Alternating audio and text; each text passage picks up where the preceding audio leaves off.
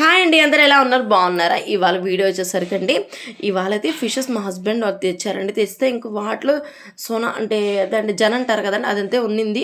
అంటే చాలామంది ఇది లైక్ చేయరండి, ఎందుకంటే ఇది ఆ విధంగా గుడ్లు గుడ్లుగా ఉంటుంది కాబట్టి కర్రీలో వేస్తే టేస్ట్ అంతా డిఫరెంట్ అయిపోద్ది అనుకుంటారు. కానీ కర్రీలు అంటే ఒక క్లాత్లో పెట్టుకొని వేసుకుని అనుకుంటే టేస్ట్ అయితే సూపర్గా ఉంటుంది. ఫ్రై చేసుకున్నా బాగుంటుంది. ఫ్రై అంటే వేడి వేడిగానే తినాలండి, తర్వాత అయితే అంత టేస్ట్ అయితే అనిపిస్తుంది. కాబట్టి నేను చేసి ఇప్పుడు దీన్ని కర్రీలా చేస్తున్నాను. చూడండి ఎంత బాగుంటుందంటే అసలు చేపల కూర కంటే ఇదే టేస్ట్ అయితే అమ్మీగా ఉంటుంది. ఒక్కసారి నేను చూపించే విధంగా ట్రై చేయండి. చాలా అంటే చాలా బాగుంటుంది.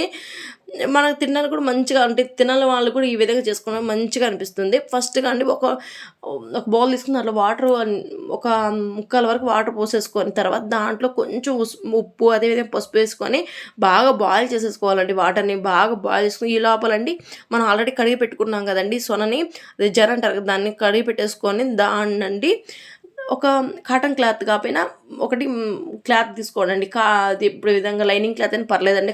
తీసుకున్న తర్వాత దాంట్లో అండి మంచిగా కట్టుకోవాలంటే ఇట్లా నేను చూపిస్తున్న విధంగా మంచిగా మూట అంటే మూట అంటారు కదండి, మూట కట్టుకోవాలి. ఎందుకంటే ఓపెన్ ఉండే అంటే దాంట్లో గుడ్డంతా మళ్ళీ వాటర్లో యాడ్ అయిపోతుంది. అట్లా కాకుండా మంచిగా ఈ విధంగా చూపిస్తాం ఆ విధంగా కట్టుకొని వాటర్లో డిప్ చేసుకుంటూ ఈ విధంగా మరిగించుకోవాలండి. ఎందుకంటే అండి మనం డిప్ చేయకపోతే ఏమవుతుందంటే కింద వరకు ఉడికిద్ది, పైన ఉడకదు. కాబట్టి అటు ఇటు తిప్పుకుంటూ మంచిగా బాయిల్ చేసుకున్నాం అనుకోండి చాలా బాగుంటుంది. ఎందుకంటే లోపల కూడా కొన్నిసార్లు ఉడకదు. ఇప్పుడు మనం ఈ విధంగా నేను చూపిస్తున్న విధంగా కానీ మంచిగా డిప్ చేసుకుంటూ ఉడకబెట్టుకున్నాం అనుకోండి బాగుంటుంది. 10 to 15 minutes ఉడకబెట్టుకుంటే సరిపోద్ది. ఎక్కువసేపు అయితే మరీ అవసరం లేదు.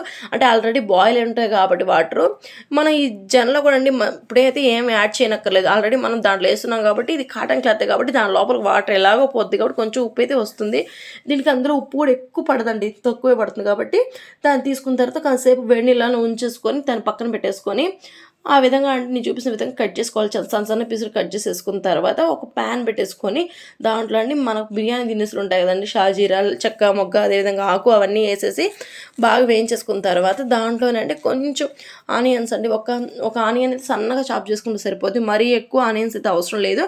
ఈ విధంగా చాప్ చేసుకుని మంచిగా ఇది బ్రౌన్ కలర్లో వచ్చేంత బాగా వేయించేసుకోవాలండి. వేయించేసుకున్న తర్వాత అల్లం వెల్లుల్లి పేస్ట్ అండి, ఫ్రెష్ అయితే చాలా బాగుంటుంది. ఫ్రెష్ మసాలా వేసేసుకోండి, చాలా బాగుంటుంది. ఒక 1 to 2 స్పూన్స్ వేసుకుంటే సరిపోతుంది. ఆ విధంగా వేయించేసుకోండి. బాగా బ్రౌన్ కలర్ వచ్చేంత బాగా వేయించేసుకున్న తర్వాత దాంట్లోనే టమాటా అయితే అవసరం లేదు.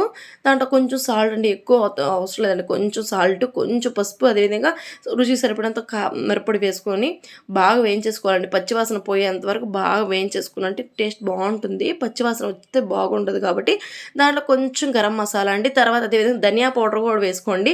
మీ దగ్గర ఫిష్ మసాలా ఉంటే ఫిష్ మసాలా యాడ్ చేసుకుని నా దగ్గర అవైలబుల్లో లేదు కాబట్టి నేనైతే యాడ్ చేయలేదు.